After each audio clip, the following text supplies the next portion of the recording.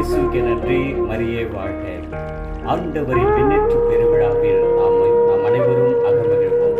அன்புமிகு இறைமக்களே, இன்றைய நாளிலே தாய் திரு அவையானது ஆண்டவருடைய விண்ணேற்று பெருவிழாவை கொண்டாடி மகிழ்கின்றது. இன்றைய 3 வாசகங்களும் அதோடு இணைந்து திருப்பாடலும் ஆண்டவருடைய விண்ணேற்று பெருவிழாவோடு நாம் கொண்டாடி மகிழக்கூடிய, சிந்திக்கக்கூடிய அனைத்து நற்சிந்தனைகளையும் நமக்கு வழங்குகின்றது. குறிப்பாக இன்றைய முதல் வாசகம் திருத்துதர் பணி 1ஆம் அதிகாரம் 1 முதல் 11 தூய ஆவியின் துணையோடு செய்ய வேண்டியவற்றை குறித்து அறிவுறுத்திய பின் ஆண்டவர் இயேசு கிறிஸ்து விண்ணேற்றம் அடைந்தார். ஆண்டவர் இயேசு கிறிஸ்து தன்னுடைய சீடர்களோடு 3 வருடம் அவர்களை பயிற்றுவிக்கின்றார். எப்படி இறை வார்த்தை போதிக்க வேண்டும், எப்படி தந்தையாம் கடவுளிடம் ஜெபிக்க வேண்டும், எப்படி ஏழை எளிய மக்களை அணுக வேண்டும், எப்படி பாகுபட்ட முறையில் அனைவரையும் அன்பு செய்ய வேண்டும், சிறுவர்கள் முதல் பெரியவர்கள் முதல் பாவிகள் வரை என அனைவரையும் அன்பு செய்ய வேண்டும். இறை அரசு என்பது அனைவருக்கும் சொந்தமானது என்பதை பயிற்றுவிக்கின்றார். பலவிதமான அற்புதங்களையும் அதிசயங்களையும் அவருக்கு நிகழ்த்துகிறார். அதன் பிறகு ஆண்டவருடைய திருவுளப்படி தன்னுடைய இறப்பை ஏற்றுக்கொள்கிறார். அந்த இறப்பை உயிர்ப்பாக்குகின்றார். அந்த உயிர்ப்பிற்கு பிறகும் 40 நாட்கள் அவர்களோடு அப்பொழுது காட்சி கொடுத்து தோன்றி தொடர்ந்து நீங்கள் அஞ்சாதீர்கள், கலங்காதீர்கள், நான் உங்களோடு இருக்கின்றேன், உலகம் முடியும் வரை என்னாலும் உங்களோடு இருக்கிறேன். நான் விண்ணேற்றம் அடைந்து தந்தையிடம் சென்றாலும் உங்களுக்கு துணையாளராக தந்தையோடு மகனோடு இணைந்து 3ஆம் ஆளாக செயல்படுகின்ற இறைவனாகிய தூய ஆவியானவரை துணையாளராக தருவேன் என்று சொல்லிவிட்டு தான் ஆண்டவர் விண்ணேற்றம் அடைகின்றார். இயேசுனுடைய வாக்குறுதி பார்த்தீங்கன்னா, யாருமே வெறுமனே விட மாட்டார். ஒரு துணையாளராகிய தூய ஆவியானவரை நமக்கு தந்திருக்கின்றார். அந்த துணையாளரோடு நாம் வாழும்பொழுது அந்த வெறுமை இல்லாமல், நம்முடைய வாழ்க்கையில் ஒரு வெற்றி இல்லாமல் எப்பொழுதும் மகிழ்ச்சியாக வாழ்வோம்.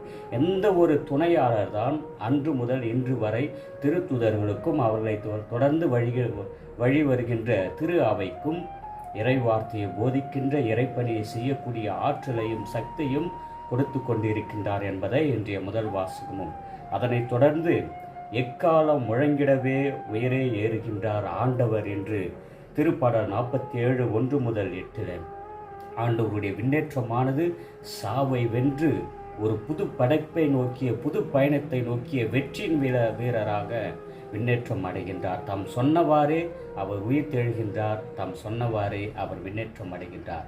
எனவே இந்த எக்காலம் முழங்குவது என்பது வெற்றியின் ஆர்ப்பரிப்பு.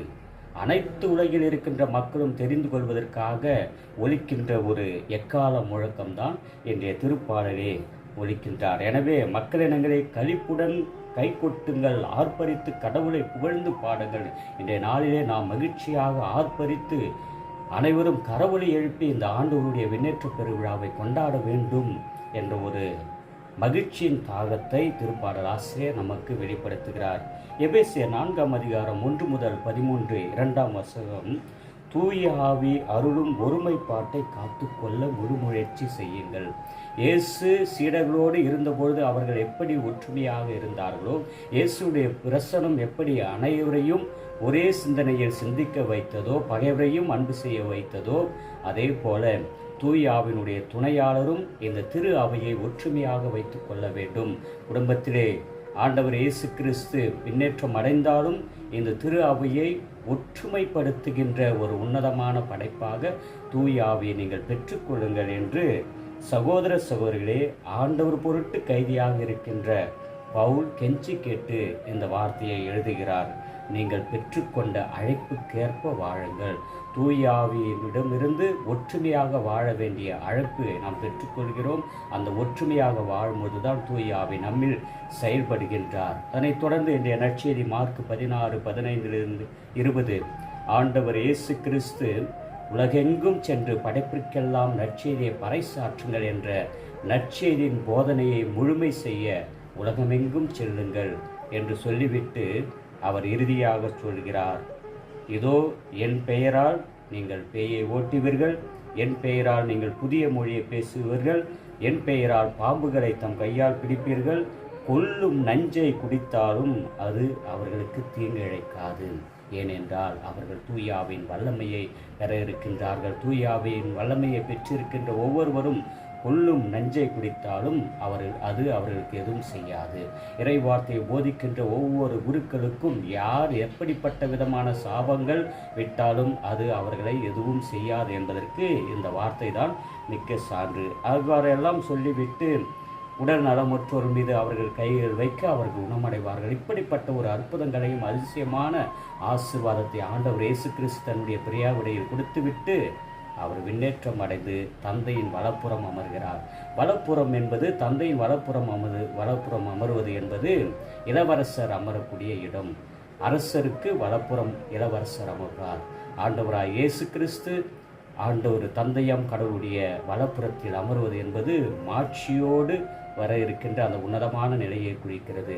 ஆம் அன்புமிகு இறை மக்களே, ஆண்டவர் இயேசு கிறிஸ்து உண்மையிலேயே விண்ணேற்றம் அடைந்தார் என்பதை இன்றைய அனைத்து வாசலும் நமக்கு சாட்சியாக வழங்குகின்றது. அவர் விண்ணேற்றம் அடைந்து ஆண்டவருடைய வலப்புறத்தில் இருந்து நம்மை என்றும் ஆசீர்வதித்துக் கொண்டிருக்கின்றார். வெற்றியின் வீரராய் முதலில் புறப்பட்டு சென்றிருக்கின்றார். நம்மையும் அந்த வெற்றியின் விண்ணேற்புக்கு அழைக்கின்றார். அதற்காக நம்மையே தகுதியாக்கிக் கொள்வோம். ஆமீன்.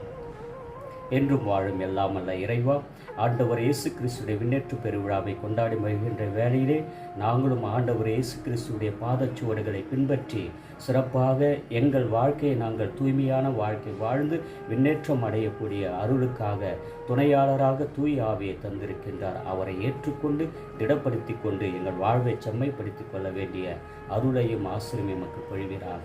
ஆமேன். இயேசுவுக்கு புகழ், இயேசுவுக்கு நன்றி. மரியே வாழ்க. அனைவருக்கும் இயேசுவின் விண்ணேற்று பெருவிழா வாழ்த்துக்களை தெரிவித்துக் கொள்கிறேன். நன்றி. ஆமென்.